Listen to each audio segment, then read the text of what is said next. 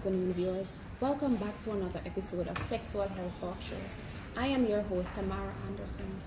On today's episode, the Ministry of Health has reported a rapid increase in the number of untreated gonorrhea cases in Jamaica, specifically in the southern region. Now, they're saying that this increase in untreated gonorrhea is due to antimicrobial resistance, specifically Neisseria gonorrhea being resistant to the antibiotic that is said to treat it. With us in studio today, we have some special guests from the various hospitals in Manchester. First, we have Dr. Michael Samuda, a medical consultant at the STD clinic. He will be speaking with us briefly about the microorganism Neisseria gonorrhea. We also have with us Dr. Tatiana Seaton. She's also a medical doctor at the STD clinic, and she will be speaking with us about the various transmission modes. We also have with us Dr. Diona Pusey, another doctor at the STD clinic, and she will be telling us about the various symptoms and treatment for Neisseria gonorrhea. Here with us also is Dr. Samantha Wilson, and she will be telling us how is it that we can prevent antimicrobial resistance. Online, we will be joining with Dr. Khadija Griffith. She will be telling us how these microorganisms enter the body. Please stay tuned, we'll be going for a short break.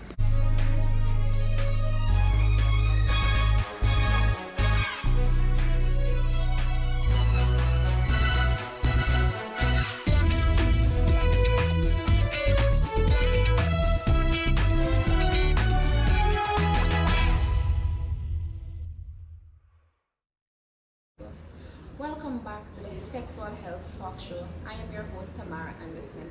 Now we'll be speaking with Dr. Michael Samuda, who is a medical consultant at the STD clinic. Dr. Michael Samuda, he will be speaking to us further about the bacteria Neisseria gonorrhea. Dr. Michael, please tell us something. Thank you so very much for having me on your program, Ms. Anderson. I am Dr. Michael Samuda, and I am here to talk about Neisseria gonorrhea. Neisseria gonorrhea is a gram-negative bacteria with a coffee bean shape. Yes, it is a sexually transmitted bacteria with a complicated treatment because of high-level resistance to all traditional antimicrobials used for the treatment. Now, Dr. Tatiana Seaton will be giving you more information about the transmission of this bacteria. Now, over to you, Dr. Tatiana. Hello everyone. As you know, Neisseria gonorrhea, it is the bacteria that causes gonorrhea. And we all know that gonorrhea is transmitted through sexual intercourse. Sexual intercourse between man and man, woman and woman, or men to woman. And it is said that gonorrhea is most likely transmitted from men to women instead of women to men. And another way that it can be transmitted is through an infected mother to its neonate. The neonate is the baby. This happens when the neonate is passing through her birth canal. That's how the baby gets infected with gonorrhea. Alright, so thank you, Dr. Seaton, for telling us that good information on transmission. We're going for a short intermission. After the break, we'll be speaking with Dr. Diona Pusey and Dr. Samantha Wilson. Stay tuned. Neisseria gonorrhoeae, also known as N. gonorrhoeae to its friends, is a gram-negative oval bacterium that infects humans, causing a number of infections including gonorrhea. The word Neisseria comes from Neisser Albert, a German physician who discovered it, while gonorrhea is from the Greek words gonos, which means seed, and rho, which means flow, meaning flow of seed, an illustration referring to the penile purulent discharge, which was mistakenly thought to be semen in infected males. Now, a little bit of microbe anatomy and physiology. N. gonorrhoeae is a gram-negative bacterium, because its cell wall has a thin peptidoglycan layer and so it doesn't retain purple dye used during gram staining. Instead, like any other gram-negative bacteria, N. gonorrhoeae stains pink with saffron and dye. N. gonorrhoeae typically live in pairs called diplococci. stacked side to side so the pair looks like a coffee bean. They're also non-motile, non-spore forming, and obligate aerobes, which means that they absolutely need oxygen to grow. Finally, they're catalase and oxidase positive, which means that they produce both of these enzymes. Welcome back, viewers, to the Sexual Health Talk Show. Here with us is Dr. Diona Pusey.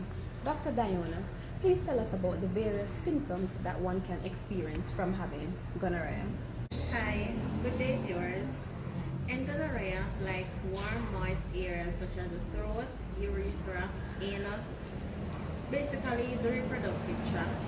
It takes 2 to 14 days for symptoms to occur. Bear in mind, asymptomatic persons, those are persons who show no form of symptoms. They are able to transmit the infection just the same. Symptoms such as burning during urination, sore throat, fever, and post-light discharge for males, and in females they have creamy, white, or slightly greenish discharge, and also itching. Dr. Pusey, please tell us about the various treatment options that are there to treat gonorrhea. The treatment for gonorrhea is just some good old antibiotics. Ceftriaxone is administered by injection to the buttock and a simple dose of azithromycin by mouth. Sexual partners need to be treated as well. The same medication the patient receives, that's the same medication the partner will receive.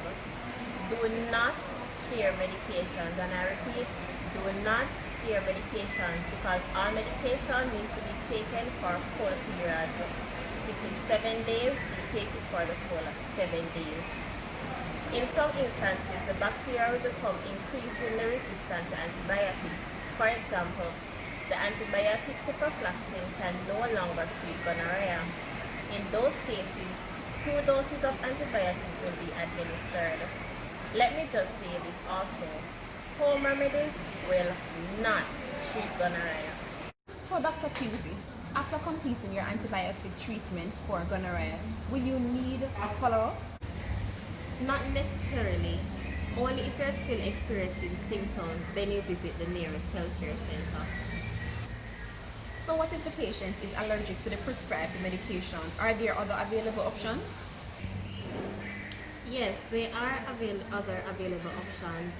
So if the patient is allergic to, say, ceftriaxone, they may be given oral gemifloxacin or injectable gentamicin and oral azithromycin. Alright, so we'd like to thank you, Dr. Diona Pusey, for taking the time out to come in studio and talk to us.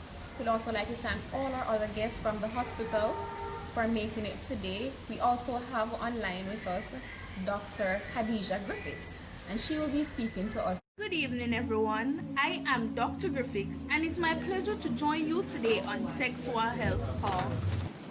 Today, I will be speaking on the portal of entry and exit for the Neisseria gonorrhea. The portal of entry is defined as the point in which the organism enters the host body.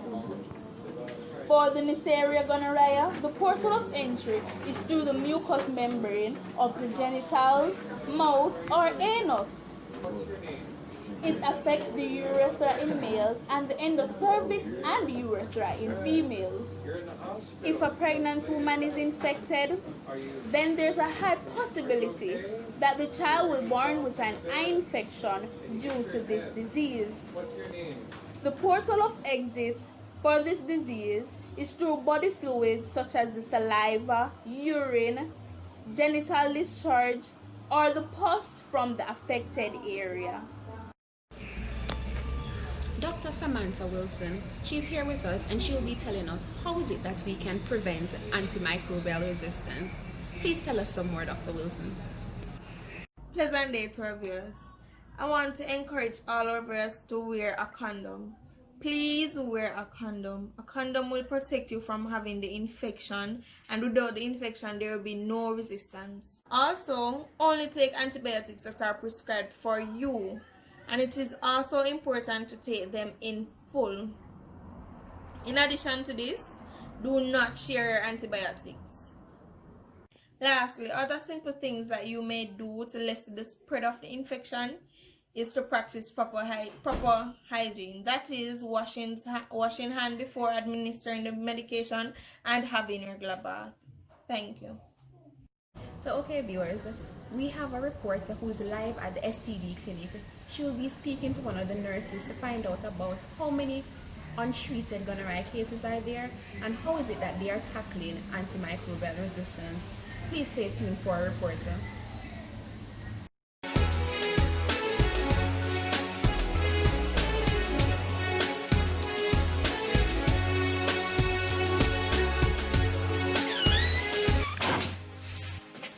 Where have you been?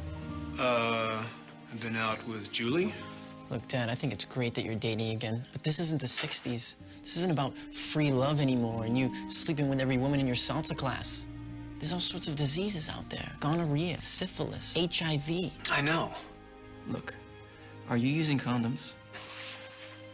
Are you? Yes. I'm proud of you, buddy. Go to your room. When it comes to protection, you be the authority. Call 1-888-BE-SAFE-1 or visit think.mtv.com to learn more. Pleasant day to our viewers. I am Samantha Wilson, a reporter from the Sexual Health Talk Show. I am currently at the STD clinic where I'll be interviewing Nurse Anderson on the increased number of cases of untreated gonorrhea cases at the hospital. Nurse Anderson, what is your role as a nurse in treating the resistant strain of gonorrhea? Alright, so thank you very much for having me on your program today. As she said before, I am Nurse Anderson and I work at the STD clinic and I am currently working on the female medical ward. Within the last 24 hours, I have recognized that there is over 10 cases of untreated gonorrhea. Now, according to the Minister of Health, this is definitely due to antimicrobial resistance. So what I'm trying to say to our viewers is that we as nurses, we play a very important role in treating antimicrobial resistance, not only from an inpatient perspective, but also from an outpatient perspective. What we recognize also is that a lot of patients are either misusing or overusing antibiotics.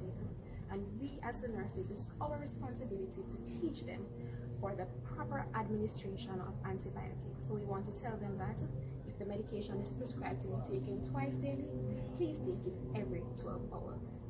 Also, we recognize that patients, they are not taking their medication in the proper way. Another pointer that I would like to give to the patients or the viewers who are watching is that please ensure that you take your full course of antibiotics.